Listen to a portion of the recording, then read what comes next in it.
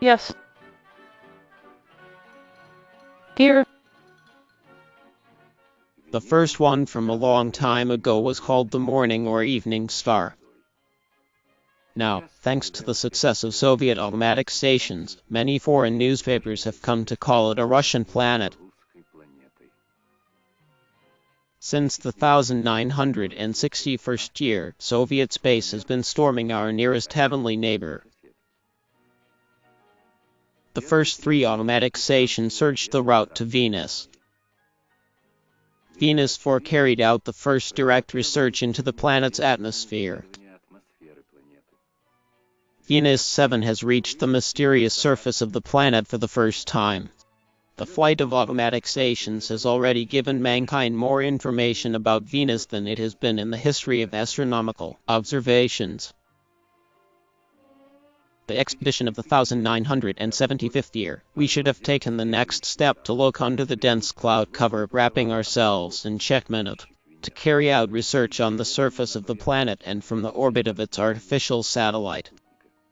This task was to be carried out by a new generation of Venerian automatic stations. This generation's first generations of Venus stations 9 and Venus are far larger than their predecessors in both size and weight. Now one landing machine weighs more than the entire first generation station. This has made it possible to place on board new stations an inordinately more powerful arsenal of research tools that meet new challenges. The lowering machines of the previous stations quickly passed through the diluted atmosphere. Measurements began at a height of about 55 kilometers from the surface. The cloud layer, lying out, was left out of research. The launch vehicle of the new stations, at the expense of large dimensions, should slow down much faster and open the parachute at an altitude of about 65 kilometers. But heat loads are increasing. The flow temperature is up to 10 degrees. It's more than the surface of the sun. That's how it burns under these conditions, the thermal resistance of the insulation. The heat protection body shall withstand the fire attack and protect the launch vehicle. To explore the cloud layer, the machine must slow down. This requires a big dome parachute stunt, which is tens of times larger than the previous stations. But the heat and dense atmosphere studied earlier has to fly faster, or the machine can overheat and even burn without reaching the surface. The designers decided to shoot off a high percentage, and the rest of the way the machine is falling, like an umbrella, with a rigid aerodynamic panel. Cosmonautics don't know that yet. Numerous tests of the models of the lowering machine in the aerodynamic tunnel were required.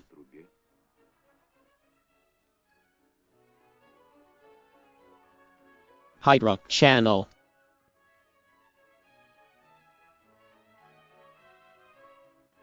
Before the station's creators became convinced that the design selected would work unflaggingly on Venus. The main task of the orbital bay of the first-generation station was to get the launch vehicle to Venus. After that, he burned down.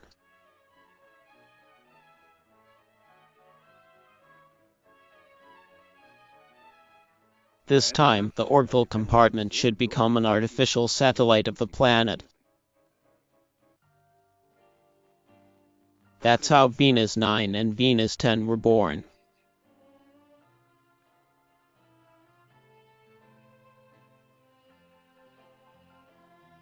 Early in the morning of June 9, the 1975th year, facing the sun that had just come up, sailed for Venus 9.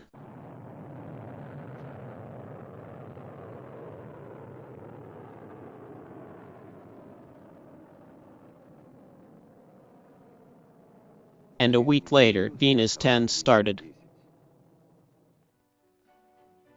The clearinghouse began receiving information from 2 stations, which had 4 months to travel to the planet. 2 days before the planet's atmosphere entered, Venus 9 was separated from the landing machine.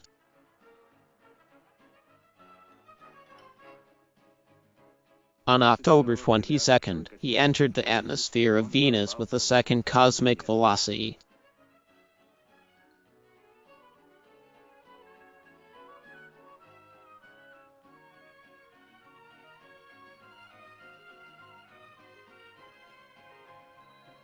A cloud layer is being investigated.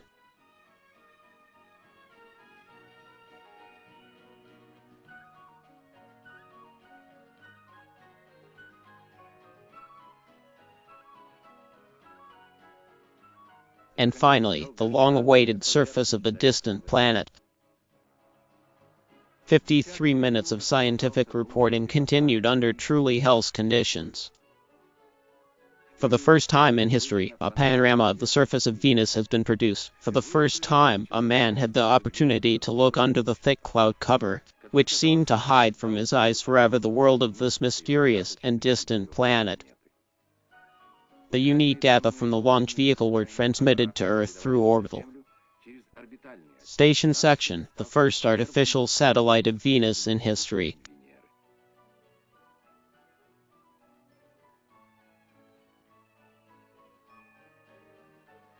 The Venus 10 station also worked well.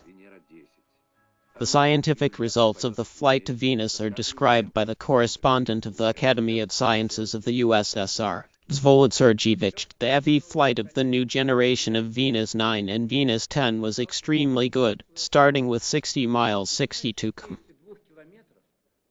Up to the surface, the station's instruments passed on the measurement of temperature, pressure, gas, composition and illumination.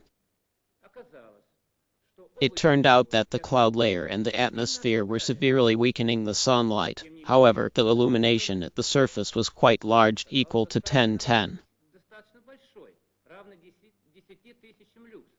We'd got lights on the ground on a cloudy day. A comparison of temperature and pressure measurements with those of the previous Venus series of stations produced remarkable results. Turns out they're almost all the time on the surface of the planet. The temperature is 408 degrees Celsius, and the pressure is about 90 degrees atmospheric. At the first Germans in history, the surface of the planet Venus is seen in front of the Soviet hardware at both landing points, divided into 2,200 kilometers. Nature of the surface of the rock. The panorama of Venus clearly shows 9 scalp stones. The Venus are probably a restless planet, and there are volcanoes there. There may be Venus shaking, that's still to be done. Study of the radioactivity of Venezuelan rocks by 2 stations before sunrise. That's how these species are more like Earth's basalts. This confirms the measurement. The special value of the new expeditions to Venus lies in the fact that integrated measurements are being carried out this time, both with the help of launch vehicles and with the first artificial satellites of the planet Venus in history. These satellites have already provided extensive material for our scientists and continue to work in orbits near the planet in Wine. The new space experiment of the creators of the automatic stations Venus 9 and Venus 10 dedicated an extraordinary event in our country to the 25th Congress of the Communist Party of the Soviet Union.